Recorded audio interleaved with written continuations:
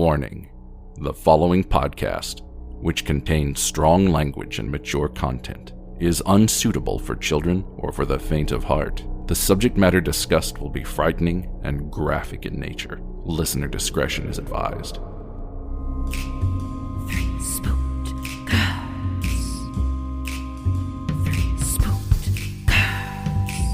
When you wanna hear about the paranormal, you get the Spooked Girls. True crime that makes you hypothermal. With the three Spooked Girls, stabby snippets will give you dreams. Tara and Jessica will make you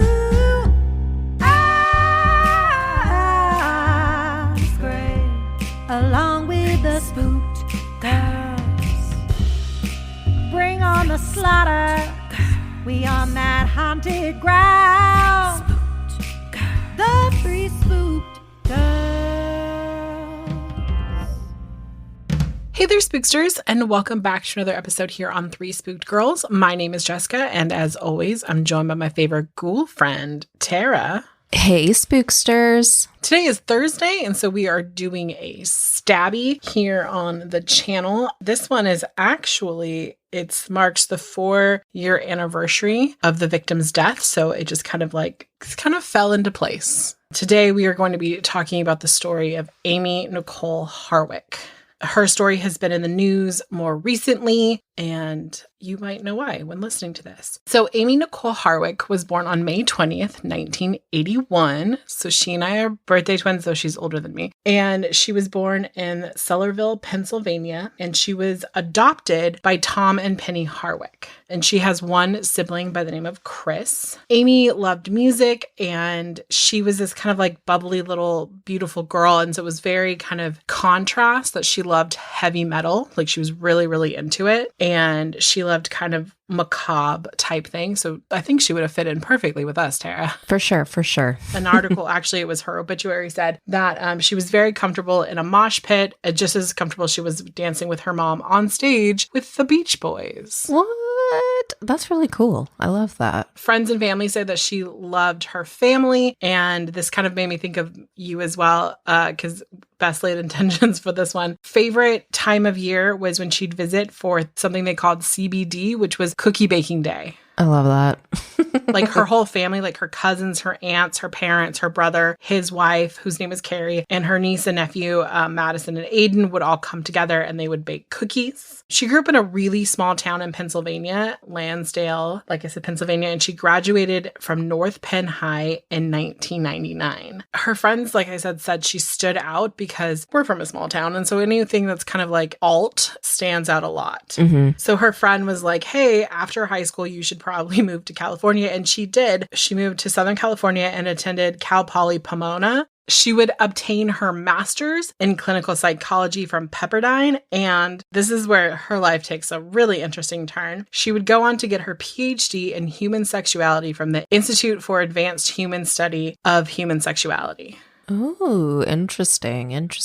Mm-hmm. I would say that she definitely lived a life for sure. While she was in college, she really wanted to make sure that she wasn't like accruing debt. So she took a bunch of odd jobs. Some of them were modeling, but one of the things she did is she was a go-go dancer. So she would like go and, perform at clubs. Like I said, she was also a model, and, she really did embrace her sexuality, and she even modeled for Playboy, and she would go to the Playboy parties and she would do fire eating. That's fun. Right? So like she worked really, really hard. It seemed like she was really spontaneous and fun and just was like down for anything. And so she wanted to make sure that she had a cash flow for that. And I can respect the hustle. Mm-hmm. She would go on to become a licensed marriage and family therapist, and she would set up in West Hollywood, or WeHo. She specialized in family counseling as well as sex counseling. So like she had a versatile practice. In 2014, she authored a book called The Sex Bible for Women.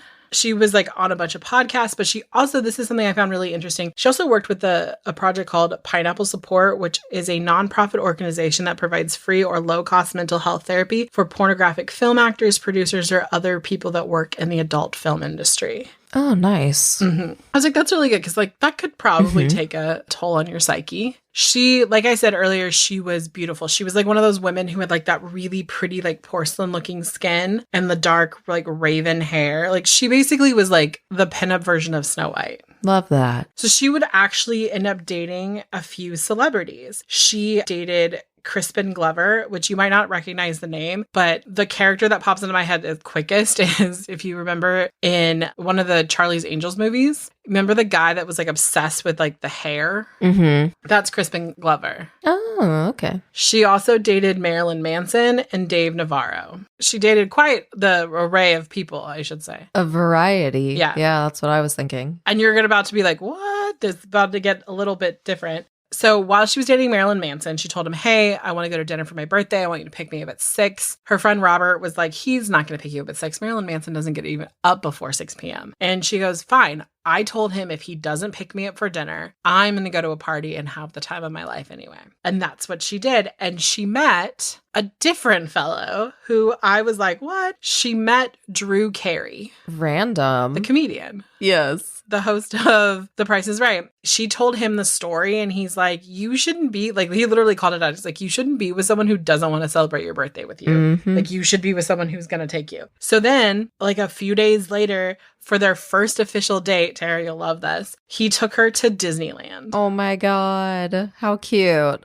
Right? And they had like the VIP thing. And she said she was just laughing and having this great time with him the whole time. She was like, oh my gosh, this is so fun. And I guess she may have mentioned that like she would love to do this with her friends. So 10 days after their first date, he brought her and 10 friends to Disneyland. Oh, that's adorable. So like Robert, her friend, his name is Robert Koshland, he goes to Disneyland with him. How amazing is that? That's pretty legit. So they started dating and I was like, good for her. Drew Carey seems great. They kind of had a whirlwind relationship. Like they met in mid 2017. And basically by the time that Valentine's Day of 2018 rolled around, they were engaged. And it kind of sucked for them for a little bit because they got engaged in Paris and they wanted to keep their relationship super private because like she has like a booming business. And it was interesting because in the documentary or on the show, the Discovery ID show, they were like, you know, not a lot of places in America can you have a sex therapy office. But LA, she had nonstop people. And so, you know, she was, because of her book, because of her notoriety, because of all this stuff, she had become like kind of her own celebrity. But people were like, oh, she's just with Drew because of the money, because he was 59 and she was 36. So people were like, oh, the age difference. People were going online and calling her a gold digger. That part made me really sad. But she was also being like cyber stalked. Basically, a former friend of hers was going online and like releasing information that was not real information. Oh, no. And so basically it forced Amie and Drew to come out because this former friend was going to sell an exclusive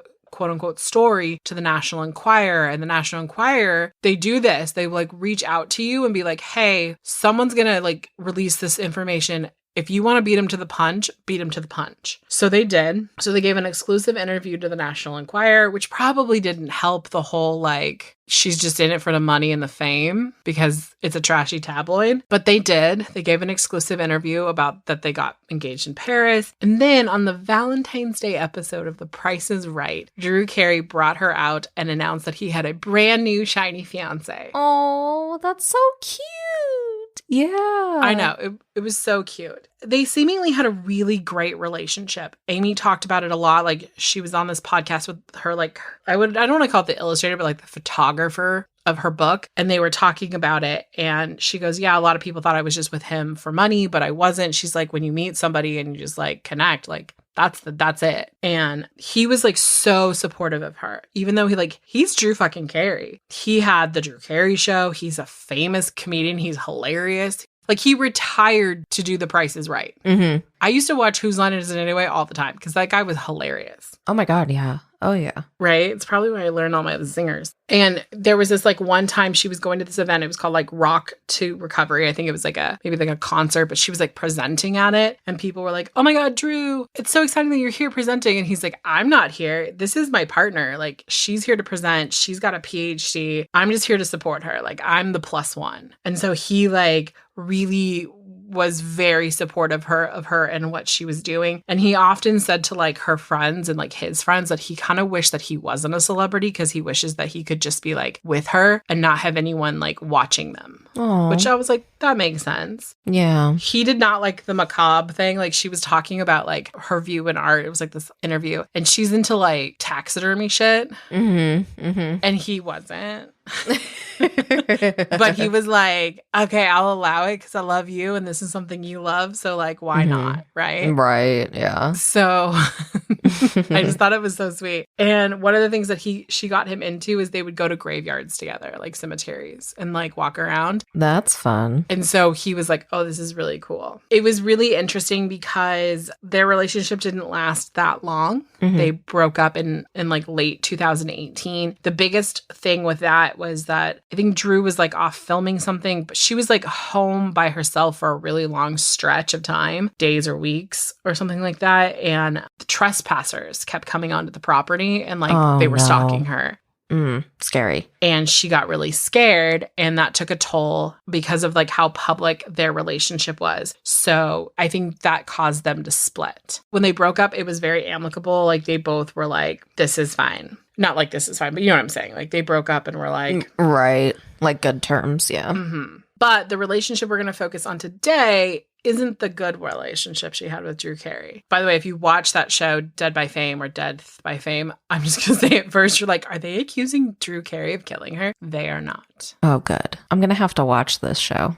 It was really good. I was like, ooh, this is great. So basically, she had an ex-boyfriend by the name of Gareth Pursehouse. And they dated for about 2 years in the late 2000s, like, you know, like 2008 to 2010 or something along there. It was really hard for me to like actually narrow down the dates. They met when Amie was a bottle girl at a club and Gareth was the photographer there. Like, you know, if you go to clubs, they'll like take your pictures and stuff. He was that guy. And so they met. Fun fact, Gareth really wanted to be a stand-up comedian. Interesting. But he wasn't good at it. He went on this show called Kill Tony. And I don't really know like the whole thing, but it's like there's a live crowd and there's like a panel of comedians and there's this guy Tony who's obviously the host and there's like a band, so it's kind of like, I don't know, it looked really interesting. And Gareth went on there and they just like ate him alive. Oh shit. Mind you, he only put his first name. He comes out real hot and is like, he was like making fun of them, something about like, oh, this is kind of like a industry event. There's like half a band, like some comedians, blah, blah, blah. And he was like, oh, there's a full band when like kazoo pops out of the ground and like comes out singing out of Tony's mouth. The host is just like, what the fuck is happening?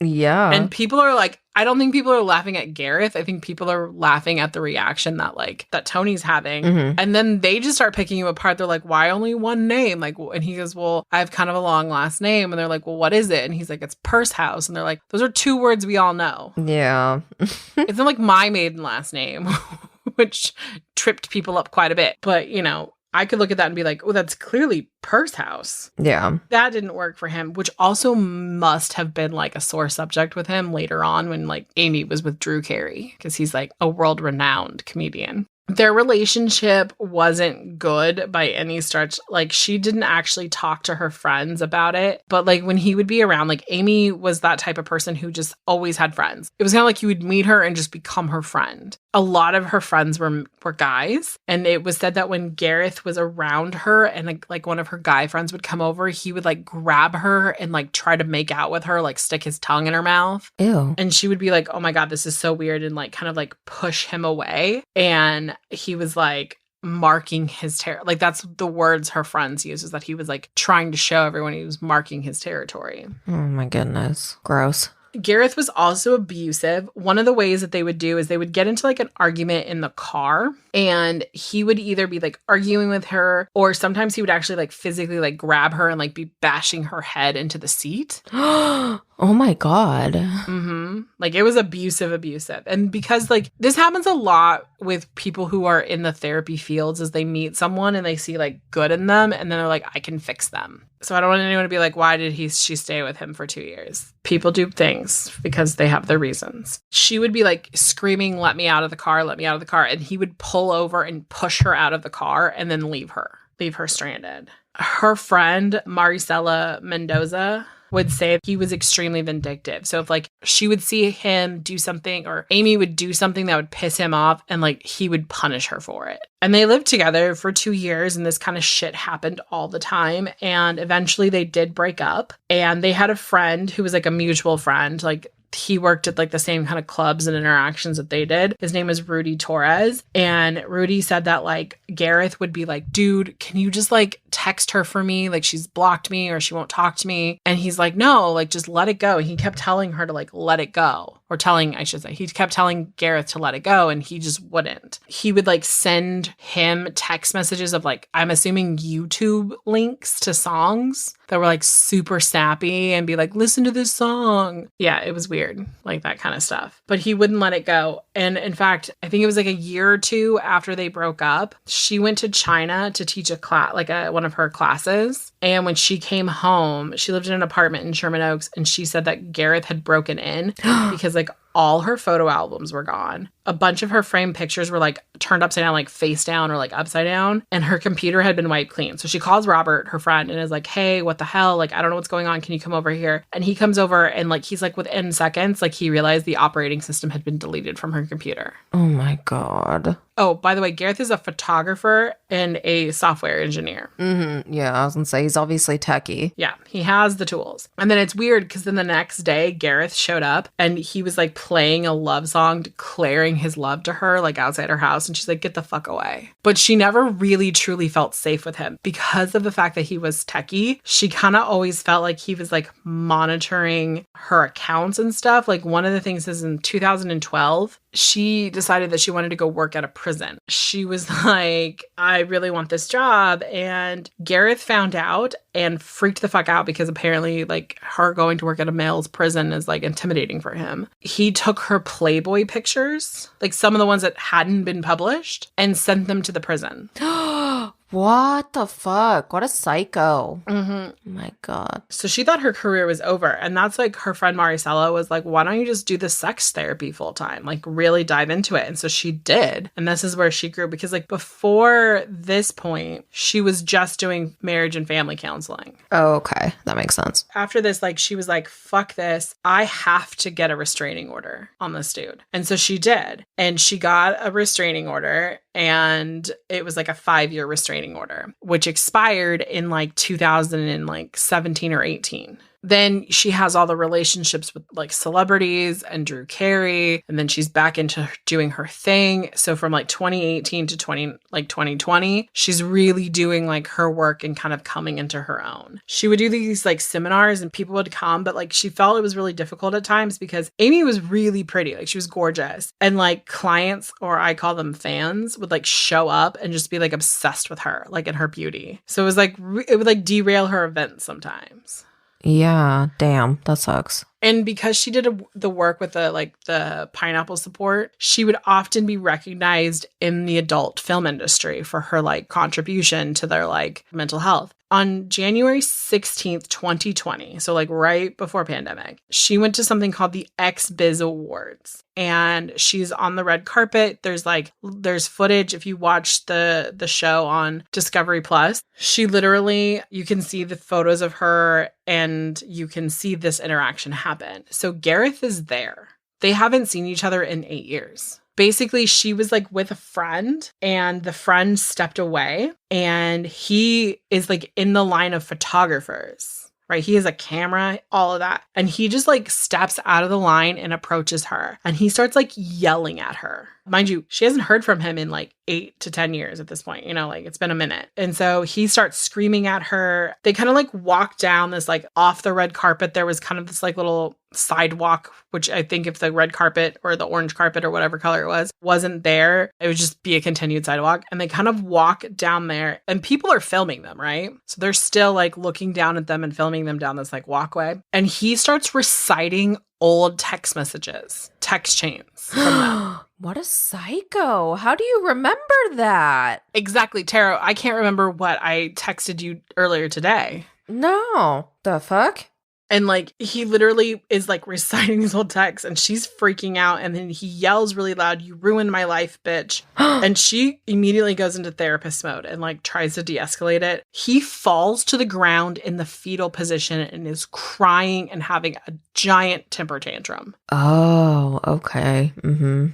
And she wrote this, like, I don't know if it was in her diary or like to her friend. She's like, "Gareth came up behind me and started screaming, 'Why are you here? Why are you here?' And then he was sobbing. His head was in his hands. He was hyperventilating and he was distorting his face up and shaking violently." What the fuck? Right? Like, I think she was texting Robert this because Robert is literally like her best friend. Like I said, she just went into therapist mode to pacify him. He was basically telling her that they were still in a relationship. Oh, boy.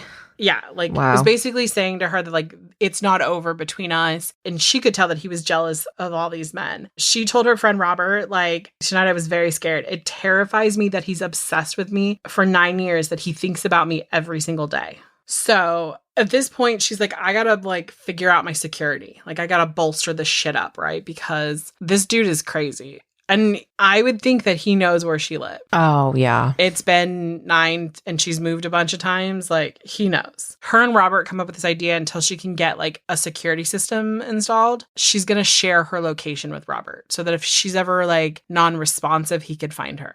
So we're going to flash forward to Valentine's Day 2020. Amie, the day before, she reached out to Drew and told him, you know, because Valentine's Day is very special to them because he announced on television their relationship, them being engaged. So she reached out to tell him how much she missed him. And they decided that they were going to meet up soon to like hang out and like talk, which I was like, oh my God, that's so great, because she had told Robert how much she loved Drew. Like, I really do think that it was like they were the right love. It's just like they weren't ready for it. So she decided, hey, I've got a great group of girlfriends. She took Valentine's Day to a whole new thing. And so on Valentine's Day, she did like a whole day with like different girlfriends. She got up in the morning and she went for like a 6 a.m. sunrise hike. Tara, I love you to death, but unless we're going to Disneyland, do not expect me that early. No, I don't want to do that either. Thank you. This is why Tara and I work. We don't expect each other to be up at 6:30 in the morning to go for a freaking hike. I mean, that's you. Good for you, not for us. No, thank you. Her and some friends went to the Beechwood Cafe for breakfast, and then they kind of just like hung out around the rest of the day, and then they got ready. And that evening they went out to like a burlesque show. It was Miss Tosh. It basically was a show meant for like single people, but also like people in relationships. So it was like a little mix of it, but there was going to be like bits and pieces of it. Amie wore a super cute crushed velvet, like blush colored dress. And she was wearing a rosary bead necklace, like a really long one. And the necklace is very important. When Amie was at the show, she had a roommate. So like Amie lived on the 3rd floor and her roommate lived on the 1st floor, and he was at home asleep. And he woke up in the middle of the night to this like loud noise. And he just thought it was Amie coming home, and he rolled over and went back to sleep. Amie then, she's at the burlesque show, then she leaves, but they don't go to like the after party of it. They decide to go to Nomad and get tea. And then they were there until a little bit after midnight, and she pulls into her driveway and sends a text to Robert. She sends photos of her from Nomad that she had snapped to Robert. And it was like 1:02 a.m. And basically she had said like, oh, you know, I'm home, blah, blah, blah. And he's like, hey, there's this restaurant, because they were getting ready to go on a trip to like somewhere in the UK. And he was like, there's this restaurant I want to go to. And she's like, that sounds great. And then she enters her home. And according to what the police say, she's not in there very long, and she is viciously attacked in her 3rd floor bedroom. Her roommate hears the screaming, and he like immediately tries to like, he gets up, he starts running up the stairs, and he like thinks he's like scared off the intruder. And then he runs outside because he can't find his phone.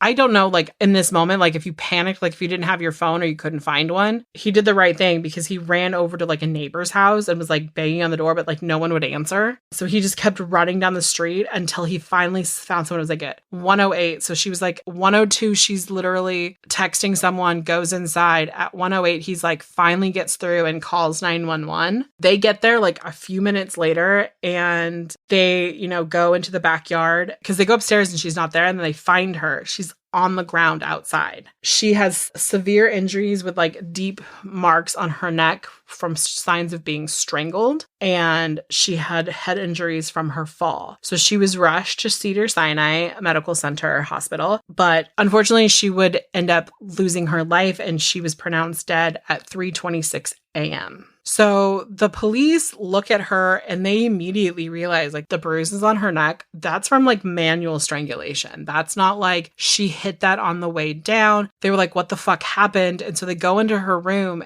and they can see from like basically right inside her bedroom door, there's like beads that lead out towards the balcony. And they're the rosary beads she was wearing earlier that night. When they get outside on the balcony, they find a syringe that's filled with liquid. And when they do a test of the liquid, it is nicotine. It's a lethal dose of nicotine. Oh, shit. I was like, damn. Literally on the thing, they were like, there's no reason to have a syringe of nicotine of that potency unless you're going to kill someone or yourself. Right. And Amie didn't have a drug problem. She didn't even smoke.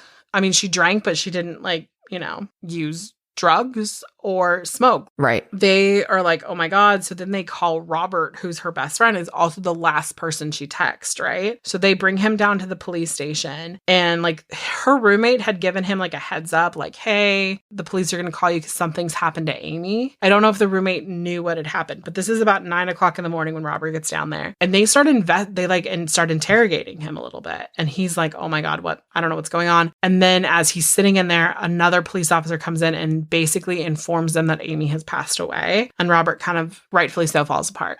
And then they were like, do you know anyone who would want her harmed or dead? And Gareth Persouth's name could not come out of his mouth faster. He was like, oh my God, this dude. And he begins to spill the tea on the 8 years of like craziness, the computer wiping, all that shit. And they were like, okay. He tells them the story about how they ran into each other in January and all this shit. And so the police are like, okay. They literally go and get him. They arrest Gareth 13 hours after she's been attacked. That's like the fastest. They did call Drew. He's an ex-boyfriend, and they look into this, but he was like, the only contact we've had in such a long time is that text. And I was looking forward to seeing her. And they were like, oh, okay. Robert called him to tell him, and he told 48 Hours that basically it felt like his feet, like he could barely stay on his feet, like his feet got knocked out from underneath him. He was like so shooken up at that, which I was like, that makes total sense. So Gareth is arrested, and he is arraigned, and he is arrested for murder and burglary, and he is set with a $2 million bail. Well, you only have to have 10% of the bond in California, and Gareth makes bail. Amie's cause of death, like I said, is manual strangulation and blunt force trauma from her fall. So that's not one without the other. They find Gareth's DNA under her nails. He also has scratch marks on his face and a bruised, left eye. He's got a little black eye going on. So he makes bail on January 19th. And Maricela was really afraid because she's visibly shaken up in the documentary, because she's like, he knew where I lived and he knew that I knew about him and Amie. So she was in panic mode. But Gareth violated his bail conditions. Basically, in your bail, especially with something that high, you can't even be near an airport unless you live near an airport. But he was caught near LAX, and they were like, he's gonna try to fucking flee. So on August 18th, he pled not guilty. Now, because the pandemic had happened, he basically had to wait such a long time. He has his first preliminary hearing in 2021. And he basically, at that point in time, his lawyers say that he didn't kill Amie, that she fell off the balcony by accident. And the judge was like, no, there's manual strangulation involved in this. Try again. Right. So they sent them back. The deputy district attorney, Catherine Mariano, said, it became very clear to me that Persouth's obsession drove him and his intent to kill her. I mean, from the timeline, he was in her house for several hours. Oh, yeah. It wasn't like he broke in at 12:20 and she showed up at 1 o'clock. Right. He had it had been at least 2 hours. And then basically they described what happened in their opening statements. And they said basically he strangled her and then lifted her over the balcony and dropped her to her death. The defense said that basically he, after seeing her in January, talk about victim blaming, Tara. After seeing her in January, he got into a deep, debilitating depression and just wanted to talk to Amie. That's what they all fucking say. They all say, I just want to talk. No, you're a fucking psycho. Right. His only intention that night, quote unquote, was to speak to her, according to his attorneys. Now, a really interesting thing is when Gareth was arrested, he wasn't alone. There was a woman who he had met on Tinder a few weeks before, and she had ridden a bike over to his house, and he was like doing construction, so they were like hanging out, and she said that his house was really disheveled, so she actually helped organize his house. He then changed his clothes, and then they left. And as they're leaving and backing out of the garage, there's a bunch of cars blocking his driveway, and then the cops show up and arrest him. Like, they literally left her sitting on a curb for 2 hours while they processed the scene. And it was interesting because, like, it was so weird. Like, I watched her testimony. It wasn't in the documentary. I just watched it on YouTube. And it was almost like she was mad that she had to, like, testify against Gareth. And I was like, girl, I'm sorry, but if you'd only been on like a few dates with this dude and he turned out to be like a murderer, count your fucking blessings. Because then the defense basically tried to say that Gareth was so depressed that he'd actually gone there to use the syringe on himself and was going to kill himself in front of her. That's not traumatic at all or stable. And I think they were trying to basically like use the narrative like he wasn't in his right mind. I think he was there to kill her because I think he was like, shit, this chick has definitely moved on. If I can't have you, no one will. That's exactly what it was. Oh, 1,000%. And the jury would agree with you. His trial began on August 29th, 2023. And on September 29th, 2023, he was convicted of her murder. And on December 6th, 2023, he was given the life sentence without the possibility of parole because he lives in California. And what is the point of the death penalty? Because this could be a death penalty case. Because of the fact that he laid in wait for her, it qualified in the circumstances to be a death penalty case in California. So this was a story. I hadn't even heard of this. And I was just like, oh, you know, our Thursday episode is coming out right after Valentine's Day. I want to like do a Valentine's Day thing. So I typed it in and this story came up and I was like, holy shit. And the fact that it would go live on the 4-year anniversary of this event happening. So with that, we're going to end today's episode and we will be back on Monday with another one. Bye, guys. Toodles.